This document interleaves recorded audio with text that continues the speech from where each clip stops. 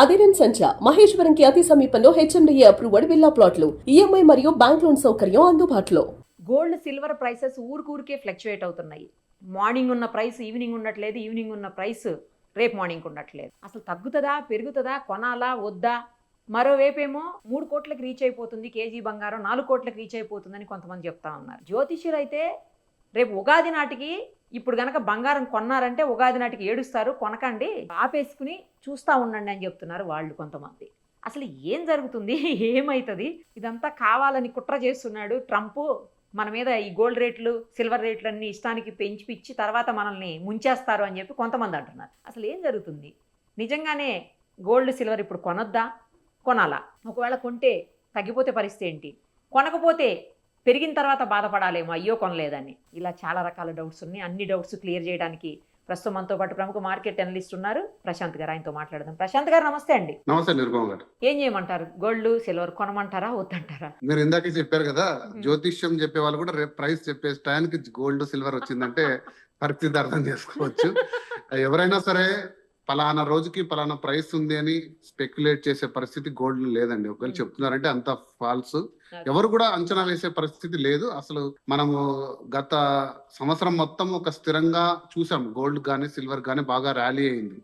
But ఈ 2026 జనవరి 1 నుంచి complete stock market పై complete నమ్మకం కోల్పోయి, అంటే గత 2 సంవత్సరాలుగా ఎంతో ఆశాజనకంగా 2020 నుంచి 2024 వరకు స్టాక్ మార్కెట్ అలా వెళ్ళిపోయిందండి.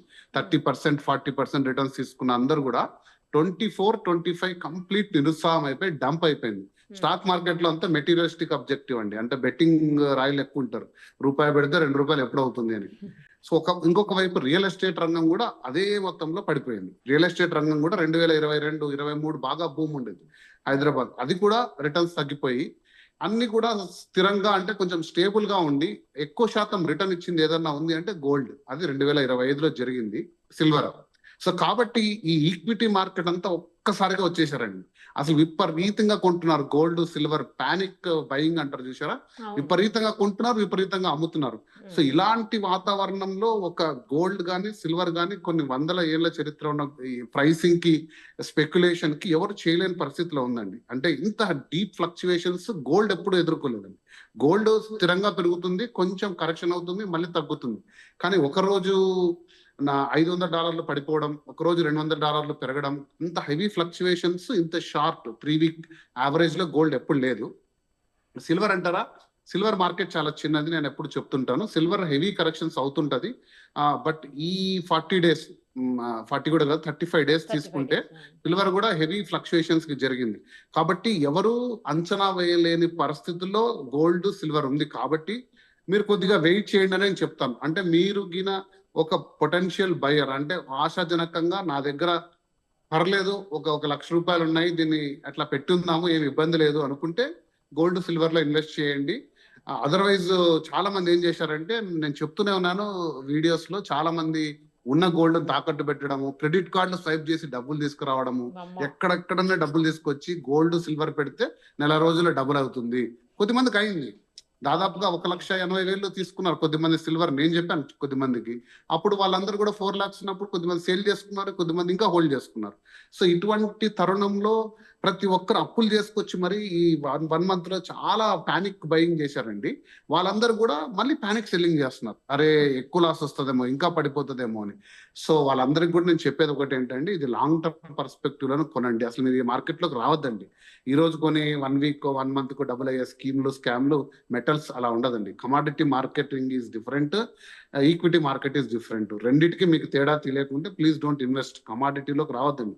మెటల్స్ అనేటి ఒక లాంగ్ టర్మ్ గ్రోత్ కూడా కాదు, ఇన్సూరెన్స్. నేను ఎప్పుడు చెప్తానండి, సిల్వర్ అండ్ గోల్డ్ అనేటివి ఇన్సూరెన్స్ అసెట్స్. మన పెద్దల తప్పటి నుంచి కూడా బంగారు అనేది, అంటే ఒక ఎకనామిక్ అడ్వైజర్స్ గా జనరల్ గా మార్కెట్ లో ఒకటి ఏంటంటే, మీ జీవితంలో ఎలా మీరు ఎంత పెద్దవారైనా కానివ్వండి, ఒక మిడిల్ క్లాస్ కానీ అప్పుడప్పుడు కలిసి 1 కిలో బంగారు కొనమని చెప్తారండి. ఇది ఒక ఎకనామిక్ అడ్వైస్.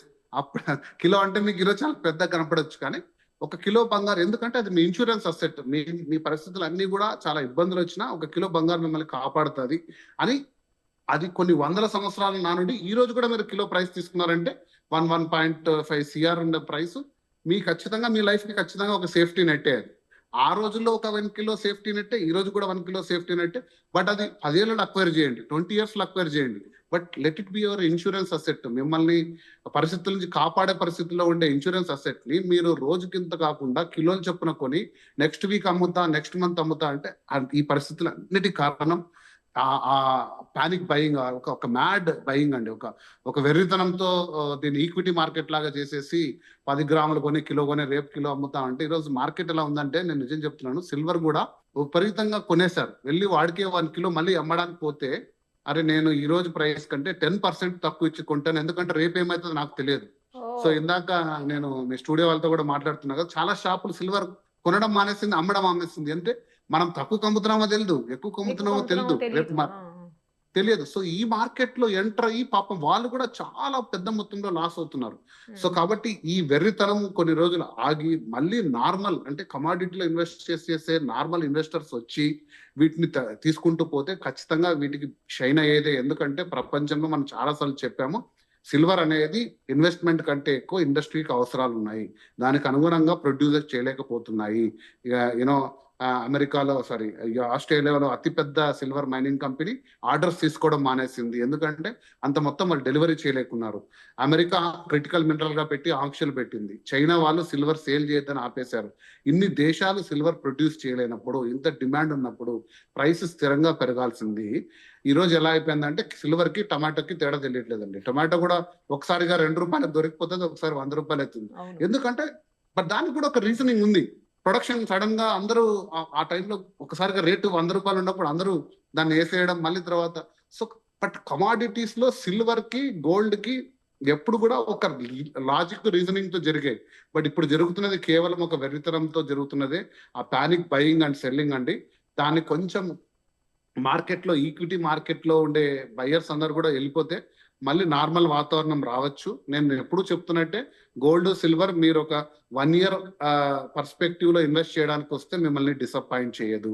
కానీ మీరు రోజు పొద్దున్న లేస్తే స్టాక్ మార్కెట్ లో ఇండెక్స్ ఎలా మారిందో అన్నట్టు ఈరోజు గోల్డ్ ప్రైస్ 4880. అసలు నేను మార్కెట్ అనాలిసిస్ చేస్తాను కానీ ఎప్పుడు రోజు ప్రైస్ చెక్ చేయనండి, ఏదైనా అవసరం అన్నప్పుడు చూస్తాను. ఎందుకంటే over a period at least 1 to 2 weeks మనం చూస్తే అర్థమవుతుంది. ఇది ఎలా అయిపోతుందంటే $5,400 వెళ్ళి $4,550 అండి. సో ఎందుకు ఏంటి అని నేను కూడా ఎప్పుడు ప్రశ్నించాను. ఎందుకంటే ప్రపంచంలో అన్ని వనరులు ఉన్న సంస్థలు అండి ఇవన్నీ, ఫోర్బ్స్ కానీ, గోల్డ్మెన్ సాక్స్ కానీ, వీళ్ళంతా మార్కెటింగ్ రీసెర్చ్ ఫర్మ్స్. వీళ్ళు అంచనాలు చేయలేంది ఎవరో ఒక ఇన్వెస్టర్, ఒక అనలిస్ట్ వచ్చి ఇంత అవుతుంది అంత అవుతుంది అని చెప్తే అసలు అదంతా కూడా మీరు అన్నట్టే జ్యోతిష్యం చెప్పినట్టే. ఓకే అదేదో.